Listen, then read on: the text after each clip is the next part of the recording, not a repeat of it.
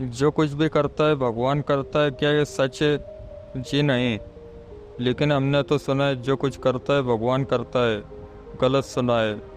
पाप हम करें, किसी से गप्पे हम लड़ाएं, जो कुछ भी हमें भोगने के लिए मिल रहा है वो हमारे कर्म के द्वारा, और दोषी हम भगवान को ठहराएं। कुछ भी गलत हो जाए तो कहते हैं ये भगवान ने किया। ऐसा इसलिए क्योंकि अहंकार को सुविधा हो जाती है अपने द्वारा किए गए अच्छे बुरे कर्म के फल को भगवान के ऊपर थोपने की। ये कैसी बचकानी बात है। आप जो कुछ भी करते हो अपने व्यक्तिगत स्वार्थ के लिए करते हो, उसमें भगवान कहाँ है? परमात्मा कभी किसी का भाग्य नहीं लिखते। जीवन के हर कदम पर हमारी सोच, हमारा व्यवहार और हमारा कर्म ही हमारा भाग्य लिखता है। तुम्हें पूरी स्वतंत्रता है और तुम ही करने वाले हो। आज तुम जो भी हो अपने ही चुनावों की वजह से हो। वेद उपनिषद तुमको ये नहीं कहते कि तुम हमारे बताए गए रास्ते पर चलो ही, वो बस तुम्हें समझाते हैं और संबोधित करते हैं।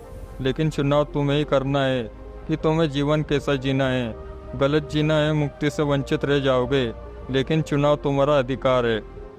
अक्सर भगवान को वही लोग दोष देते हैं जो अपने आप को भक्त मानते हैं। भगवान ने मेरे साथ अन्याय कर दिया, मेरा उनसे पूछना है, तुम अपने को भक्त कहते हो और तुम चाहते हो कि जो कुछ भी हो वो तुम्हारे अनुकूल हो। नहीं हुआ तो भगवान को दोष दोगे। अपने व्यक्तिगत स्वार्थ और अनेक तरह की वासनाओं की दृष्टि से तुम भगवान से कुछ मांगते हो। तुम भगवान को अनेक तरह का लालच देते हो ताकि बस तुम्हारा स्वार्थ पूरा हो जाए। किसे धोखा दे रहे हो? अपने आप को। और पहली बात, ये भक्ति नहीं है, यहाँ बस स्वार्थ और अनेक तरह की वासनाओं का खेल चल रहा है। भक्ति वो है जिसमें मुझे परमात्मा से कुछ चाहिए ही नहीं, सब उसके सामने फीका है। बस अपने बोझ समझ से जो भी करना है उसके लिए करना है, और नहीं भी करना तो ऐसा ना कर बैठूं जिससे उस तक पहुंचने में मुझे परेशानी आ जाए। उसको पाना नहीं है, उसमें समाहित हो जाना है, मिल ही जाना है। और मैं ये बात सूक्ष्म रूप में चेतना के तल पर कह रहा हूँ, इसे स्थूल रूप में मत ले लेना। कुछ लोग बड़े दुख के साथ कहते हैं जरूर मैंने पिछले जन्म में कोई पाप किया होगा, इसलिए मुझे इस जन्म में दुख मिल रहा है। अगर पिछले जन्म में आपने पाप किया होगा तो कर्म फल से तो कोई भी नहीं बच पाया। आप कह रहे हैं कि भगवान ने ये सब लिखा है मेरे जीवन में क्योंकि मेरे पिछले कर्म ठीक नहीं होंगे। अगर इस जीवन में भगवान ने तुम्हारे कर्म लिखे तो पिछले जन्म में भी भगवान ने ही लिखा होगा, तो तुमने कब किया? ये सब फिजूल की बातें हैं।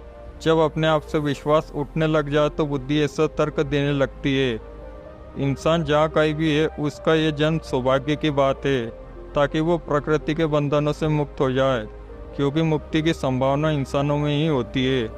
अब ये सब आप समझिए कि आपको प्रकृति से वशीभूत होकर कार्य करना है या प्रकृति को ही संसाधन बनाकर सभी बंधनों से मुक्त होना है। चुनाव आपका है। तो दोस्तों, आज की वीडियो हम यहीं पर विराम देते हैं। अगर किसी भी भाई या बहन को कोई जिज्ञासा हो तो वो हमें कमेंट कर पूछ सकते हैं, हम उसका जवाब देने की पूरी कोशिश करेंगे। और अगर आपको हमारी वीडियो अच्छी लगे तो चैनल को सब्सक्राइब करें ताकि हमारी लेटेस्ट वीडियो आप तक पहुंच सके। नमस्ते।